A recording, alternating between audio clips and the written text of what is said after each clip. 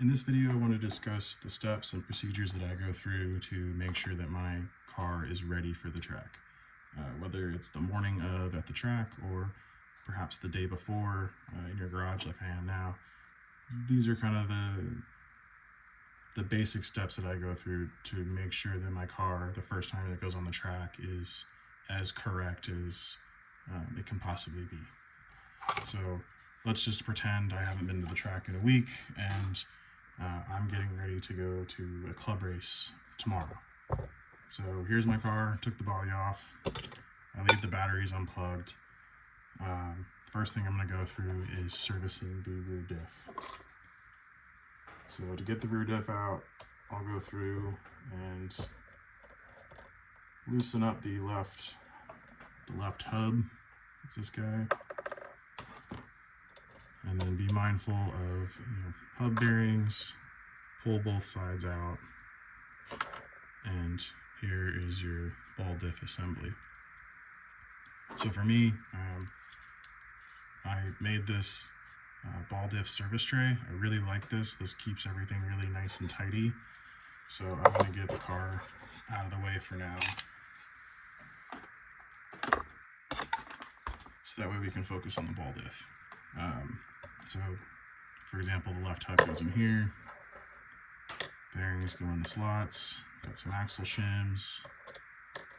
That way everything just kind of stays on the tray. And we sell this on our website. So to get into the ball diff, usually there's a cap on the outer end.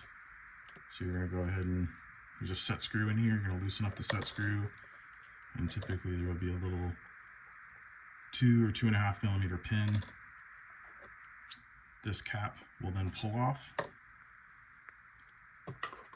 and then down inside, depending on what model you have, there's either going to be an M4 nut or an M3 nut. In this case, this is a M3 nut, so we're going to grab our 5.5 hex driver, and you're going to take that nut off. So be mindful when you do this. There's a bunch of thrust bearings and crush conical washers in here, so if you just dump this thing over, it's all going to fall out onto your table. So there's our nut there, so we can throw that in the middle.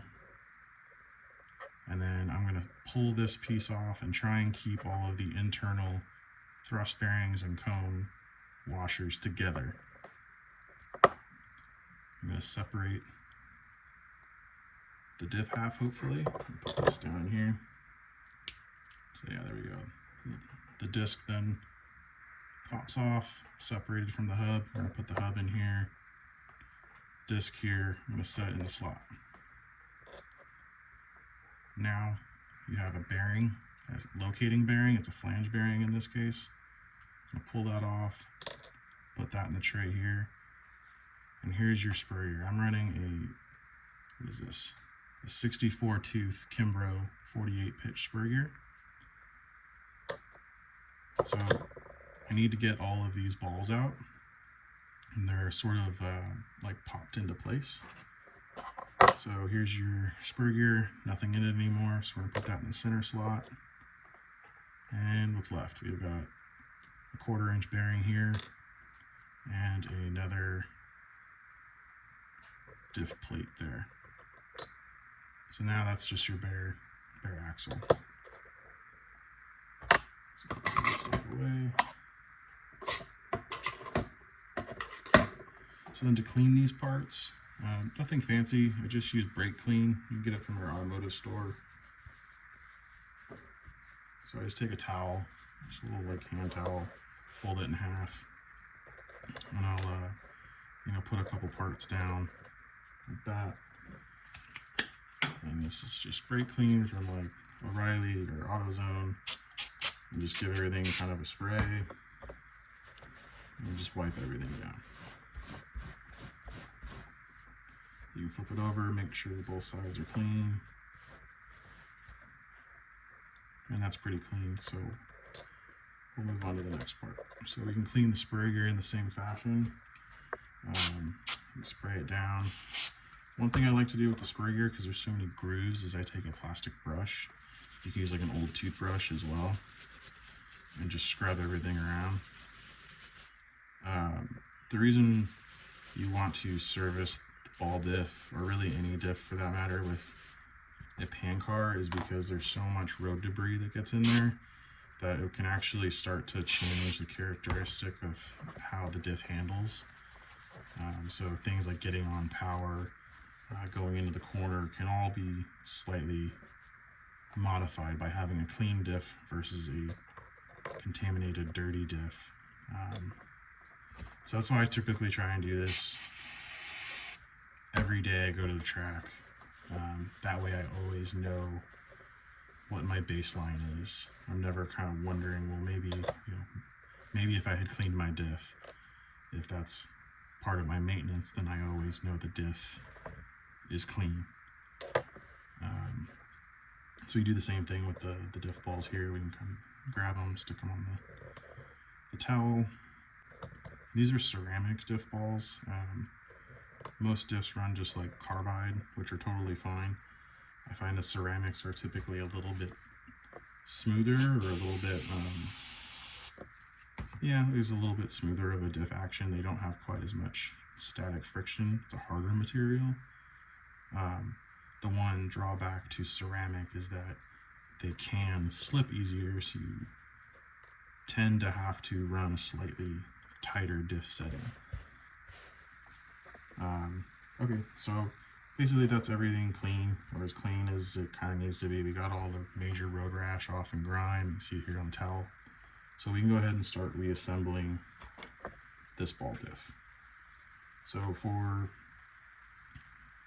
greases, I really like the Trackstar ball differential grease. It's a silicone grease. It has to be fairly thick and have a lot of silica in it. It has to be very gritty, and that's what provides the friction necessary for the diff to actually function and not just slip.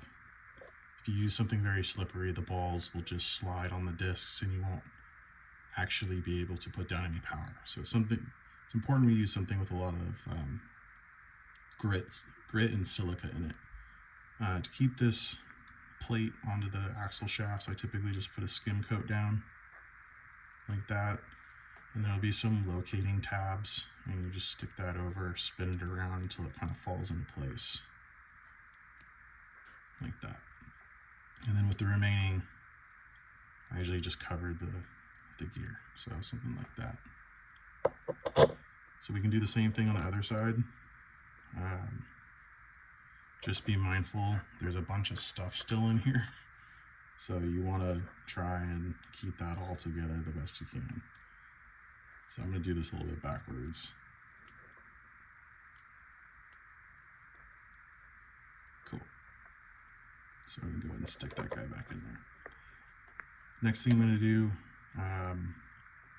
is start to assemble the spur gear and the bearings. So first thing you need, this little bearing, non-flanged 1/4 inch bearing, is a locating bearing. So that goes over the shaft on the end. And here's your clean bare spur gear. That goes over that locating bearing. And you'll see here that that's where the diff balls go into. So before I start to assemble the diff balls, I'll go in and grab some of the ball diff grease on my finger and just start to basically almost sort of pack the holes with grease. They don't have to be completely filled, but you want to have, some grease in every single hole. So, and don't worry about any extra grease is just going to get flung out. So at this point, I've greased the cavities. We're ready to start putting diff balls into the spur gear now. So you can just grab them out of the tray, push down, pop them in. So now we can see all of the diff balls are now in place. Next thing we'll do is we'll grab this extra flange bearing, make sure that the flange surface is facing towards the spur gear, and we're going to drop that down onto the hub. So this piece, the left side hub, the right side hub that we earlier worked on, we're going to now put over the top of the axle shaft. And when you're doing this, you want to be mindful that there's going to be a thread that sticks up, and it's going to have to pass through all the thrust bearings and everything that's in there. You kind of tap on it and get it all seated down into place. Now that that's back assembled, we can take our M3 nut with a 5.5 nut driver and screw these two pieces back together. You don't want to crank this down completely tight. You'll get a feel for kind of how tight this needs to be based on the diff requirement, more so holding the shaft and holding the spur gear and spinning. That'll take a bit of feel.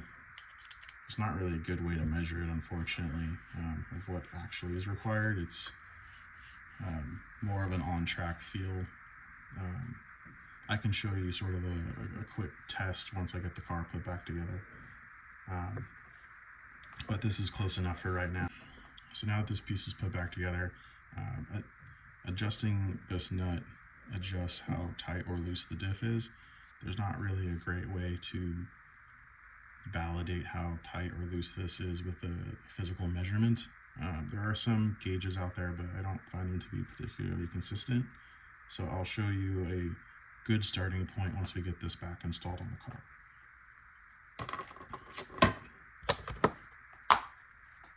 So keep in mind I've left this piece off, and that'll make sense in a couple minutes. So I'll go ahead and put some axle spacers that I had on there back on. And then we will grab the car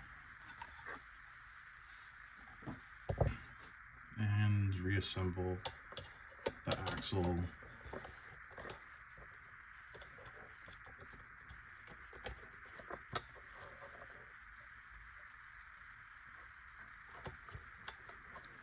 When you put your left diff half on, one thing you want to do is sort of like gear mesh. You don't want it to be completely forced and pinching the bearings because you'll get a lot of drag that way.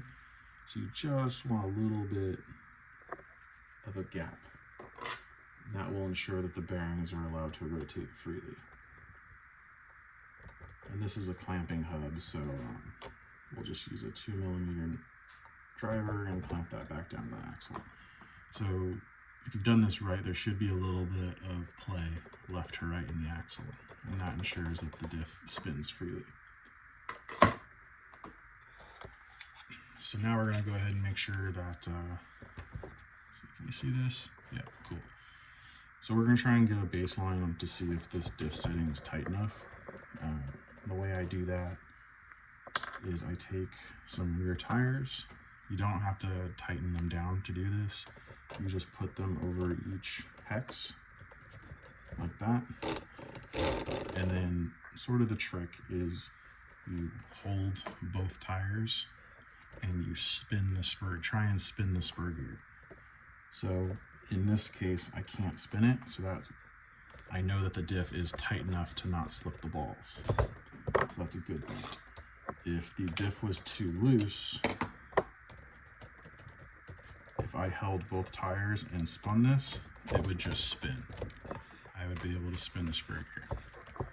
So that we know is way too loose because you won't put down proper power because you'll just be spinning the diff. So a typical kind of rule of thumb is, and I can still spin this one here. Typical rule of thumb, at least for me, is I start with my diff just tight enough to not slip the balls. So here I can't really slip it, and I'm pushing on it really hard and can't get it to slip. So that would be where I would start with this diff. Obviously you can fine tune later once you get back on track, but at least that way I know I'm putting down the proper amount of power, and I'm not wasting energy. So now that our diff is set, we can go ahead and put this right side hub back on.